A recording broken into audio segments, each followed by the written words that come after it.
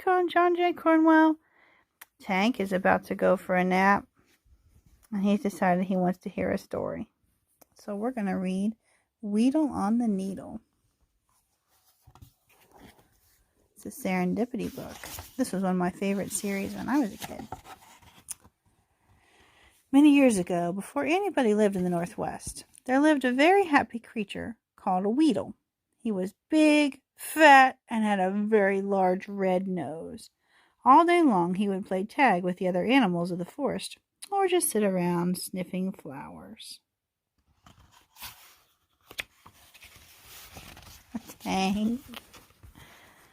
What are you doing, boy? You want to see? I'm sorry.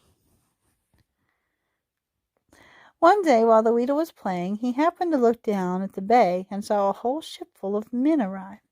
They immediately set up buildings and clearing the ground. As they worked, they whistled, and the more they worked, the more they whistled, and all that whistling noise hurt the poor Weedle's ears, for he was very sensitive to whistling noises. It was so bad that the Weedle could get absolutely no sleep all day. Day by day, he became grouchier and grouchier, to the point of grumbling at all his friends in the forest.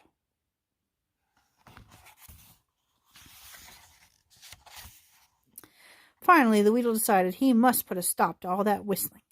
He thought for a moment and realized that if all those men didn't have all their tools, they wouldn't be happy, and therefore they wouldn't whistle. So that night he carefully stole all the tools. But the next morning the men quickly made new tools and started whistling all over again. He grumbled, what am I ever going to do to make these people quit making that whistling noise so I can get some sleep? He decided that maybe the best thing to do was to scare them, because when people are scared, they can't pucker, and when they can't pucker, they can't whistle. He'd been creeping up behind them and growling at the top of his voice, and sure enough, those men were so scared that they couldn't whistle. But one time he growled at a very brave lumberjack, and the lumberjack, to prove he wasn't scared, just whistled at the Weedle. Well, let me tell you, that was just about scared the poor Weedle to death. He jumped back, put his hands over his ears, and ran into the forest. It was then that the Weedle knew he could no longer live near the bay. So he packed his belongings, and he moved away. He wandered far and wide, searching for some place that was far enough away from the men so he wouldn't have to listen to all the whistling and could get some sleep. He wandered farther into the forest until he came to the very top of Mount Rainier. He listened very carefully, and as he couldn't hear even the faintest of whistles, he unpacked his sleeping bag, his toothbrush, his squiggly on the end, and his white woolly pajamas. He quickly brushed his teeth, dressed in his pajamas, hopped into his sleeping bag, and fell fast asleep. He slept so hard that his big red nose went on and off like a blinking light. But that didn't bother the Weedle, and he slept and he slept. In fact, he slept for many, many years undisturbed high on Mount Rainier. One day, years and years later, the Weedle began to toss and turn in his sleep. Suddenly, he woke with a start. What was that? He grumbled as he rubbed his sleep from his eyes. He yawned once, stretched twice, and then peeked over the edge of the mountain to see what was going on. There, much to his surprise, he saw that the men had continued to build over the years, and now had built almost to the edge of the mountain. But what was more alarming than that was the fact that everybody was whistling. "Oh no," cried the Weedle, "what am I ever going to do now? With all that noise, I'll never get back to sleep," he grumbled. The Weedle began pacing up and down the mountain, mumbling and grumbling it all the while. Then his eyes lit up with a smile across his lips. "I have it," he growled, and with that he dug around in his possessions until he found the biggest sack he owned. Then he went to the very edge of the mountain, and by standing on his tiptoes he reached carefully into the sky, and he grabbed Cloud. Very gently he started stuffing clouds into the bag until he had it as full as he could get. With the bag thrown over his shoulder, he set out for the source of his noisy problem, Seattle.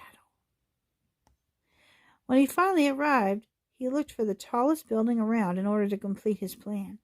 He picked, out of all the buildings, the Space Needle.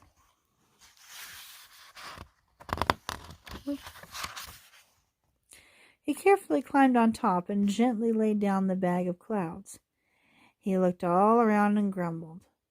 This would be such a bad place to live if it were for all that whistling.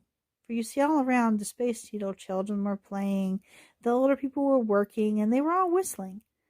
The Weedle reached into his bag, pulled out the biggest, wettest cloud, and threw it high in the sky. The cloud hung there for a moment, then began to rain on all the people below.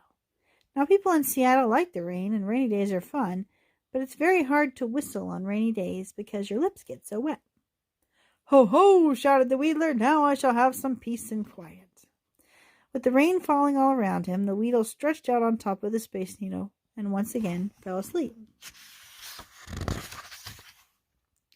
Soon everybody in Seattle knew that the Weedle was responsible for all the rain, and finally, in desperation, the mayor went to the top of the Space Needle to see if he could get the Weedle to stop the rain, if only for a day, so that the people could whistle again.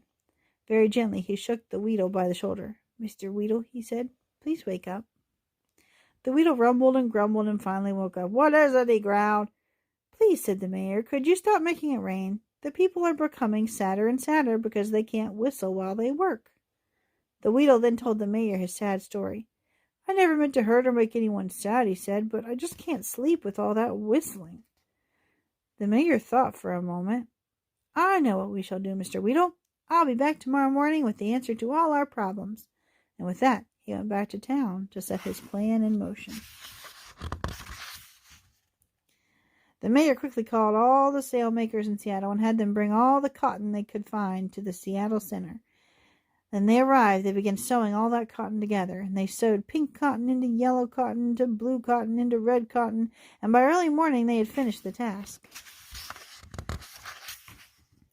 Then all the people of Seattle, with the mayor at the lead, marched to the Space Needle and the sleeping Weedle.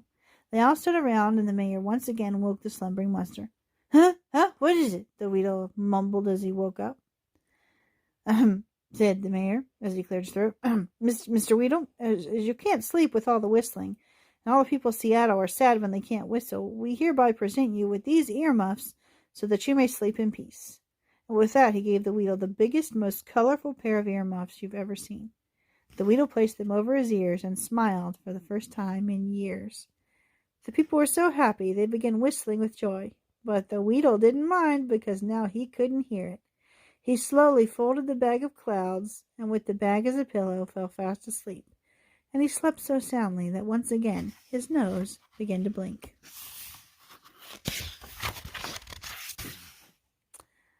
There's a Weedle on the needle. I know just what you're thinking, but if you look up late at night, you'll see his red nose is blinking.